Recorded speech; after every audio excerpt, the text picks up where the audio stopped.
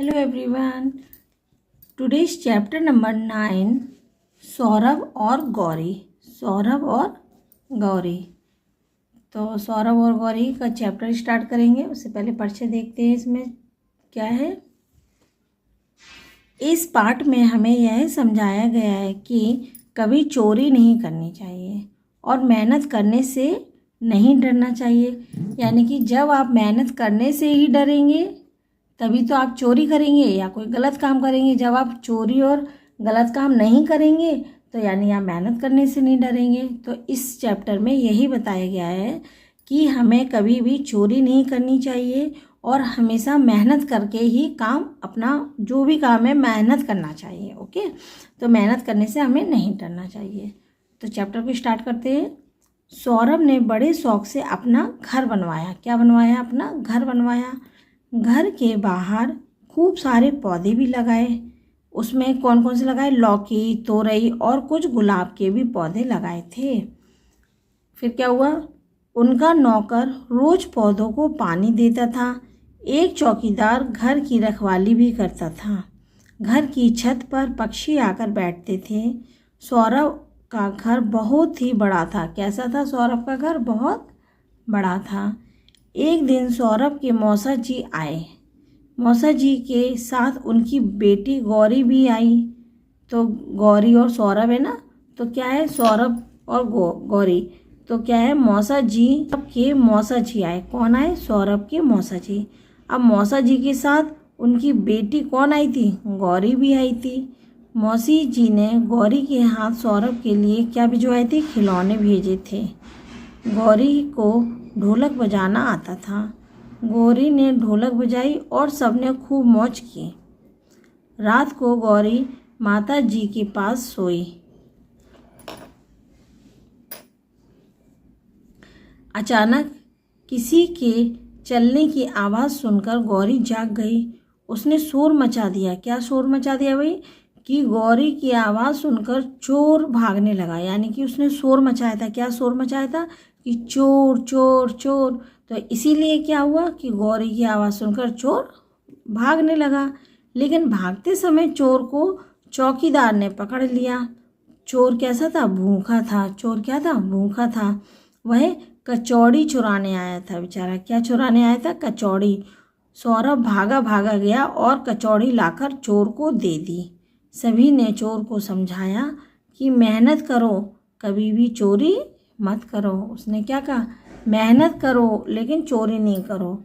तो मेहनत करके कमा के तब तुम कचौड़ी खाते हो। उसने क्या किया? चोरी करके कचौड़ी खाने के लिए वो सौरभ के घर में घुस गया। तो सबने उसको मार भगाया, है ना। बहुविकल्पीय क्वेश्चन में का नंबर देखते हैं। घर की रखवाली करता था। कौन करता था? चौकीदार।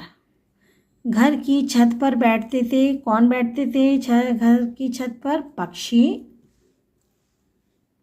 यहाँ पर भी हम लोग लिखते जाएंगे, है ना। जैसे ये लिखा पक्षी। गाय। चोर को सौरभ ने क्या कर लिया? चोर को सौरभ ने क्या दी थी? कचौड़ी। रोटी तो नहीं लेने आया था, ना ही वो खीर, ना ही मलाई। वो क्या लेने आया था? कचौड़ी। यहाँ पे अभी लिखेंगे कचौड़ी। नेक्स्ट है, सभी ने चोर को समझाया। चोर को उसने क्या समझाया? कि मेहनत करो, चोरी नहीं। क्या कहा उसने? मेहनत करो, चोरी नहीं। काम, खेलकूद, सफाई, मेहनत। क्या समझाया था उसने? मेहनत करना समझाया था। नेक्स्ट है क्वेश्चन नंबर 2, रिक्त स्थानों की पूर्ति। का सौरभ का नौकर रोज पौधों को क्या देता था? पानी। खा नंबर का है, सौरभ का घर बहुत बड़ा था। फिर इन द ब्लैंक्स ने चोर को पकड़ लिया। किसने पकड़ लिया था? चौकीदार ने चोर को पकड़ लिया। वह कचौड़ी चुराने आया था। क्या चोरी करने आया था बेचारा? कचौड़ी चुराने आया था। नेक्स्ट क्वेश्चन नंबर 3, निम्नलिखित प्रश्नों के उत्तर दीजिए। तो निम्नलिखित प्रश्नों के उत्तर हम लोग किस तरीके से देंगे? का यानी कि पहला है हमारा, सौरभ के घर के बाहर कौन कौन से पौधे लगाए? सौरभ ने घर के बाहर कौन कौन से पौधे लगाए थे? तो सौरभ ने घर के बाहर कौन कौन से पौधे लगाए थे भाई? लौकी, तुरई और कुछ गुलाब के भी पौधे लगाए थे। तो उसने किस किस के लगाए थे? लौकी, तुरई और गुलाब के। तो कैसे लिखेंगे? सौरभ ने घर के बाहर लौकी, तुरई और गुलाब के पौधे लगाए। दूसरा है, घर की रखवाली कौन करता था? घर की रखवाली चौकीदार करता था।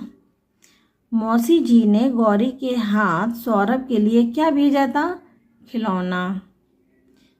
गौरी की आवाज़ सुनकर कौन भागने लगा? चोर। चोर क्या चुराने आया था? आप सबको पता चल गया होगा कि चोर क्या चुराने आया था? कचौड़ी। तो यहाँ पे लिखेंगे चोर कचौड़ी चुराने आया था। गौरी की आवाज़ सुनकर चोर भागने लगा। इस तरीके से पूरे क्वेश्चन के आंसर लिखना सीखेंगे हम लोग और कॉपी में भी नोट करेंगे। तो इसी क्वेश्चन आंसर के साथ ही अब हम लोग यहाँ पे क्या करते हैं, इस चैप्टर को भी कंप्लीट करते हैं, ख़त्म करते हैं, स्टॉप करते हैं। मिलते हैं नेक्स्ट वीडियो में नेक्स्ट चैप्टर के साथ। तब तक के लिए बाय, टेक केयर।